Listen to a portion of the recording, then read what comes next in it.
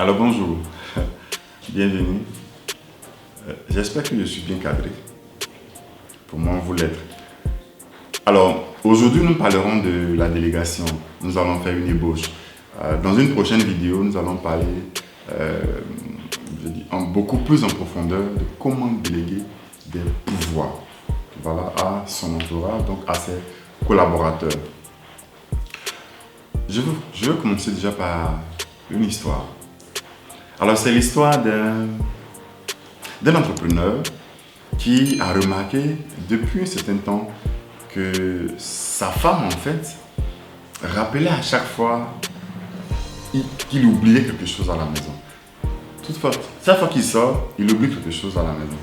Soit, on va dire, son téléphone, les clés du véhicule, son ordinateur, son sac d'ordinateur, un document très important. Et c'était vraiment récurrent. Un jour, donc, il se lève un bon matin, il fait donc l'inventaire de tout ce dont il a besoin avant de sortir. Fini son inventaire, très tôt, le lendemain, il se lève et il commence par cocher. Il coche son premier élément, il prend. Il coche le deuxième, ainsi de suite. Jusqu'à finir donc la liste des objets qu'il devait emporter pour le service. Alors, une fois en route, donc au volant du véhicule, son épouse l'appelle. Il est tout confiant.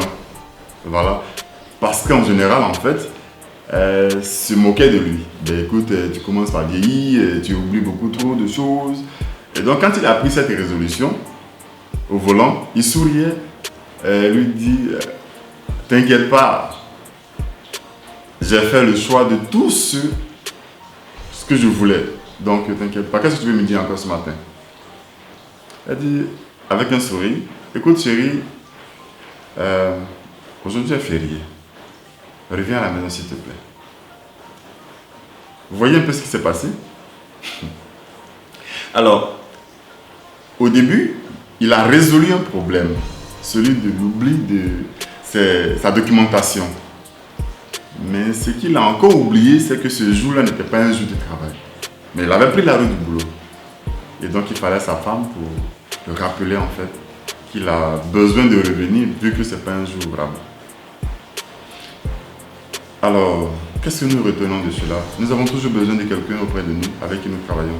Nous ne pouvons pas tout faire nous seuls.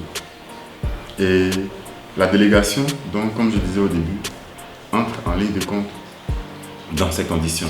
Il faut donc déléguer certaines tâches qui vous échappent. Parce que dans le volet professionnel, lorsqu'il vous échappe une tâche, on va dire par exemple comme la rédaction d'un courrier, la rédaction d'un contrat, la visite, la réception, on va dire d'un client, ou la visite chez un client ou chez un prospect. Lorsque toutes ces choses vous échappent, vous handicapez petit à petit votre efficacité.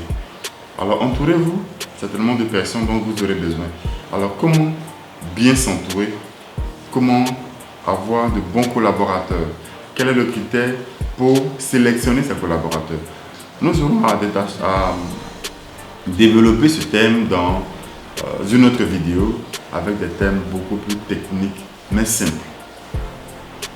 C'est tout pour ce jour. Donc on va dire, n'oubliez pas de vous abonner et à très vite sur notre chaîne.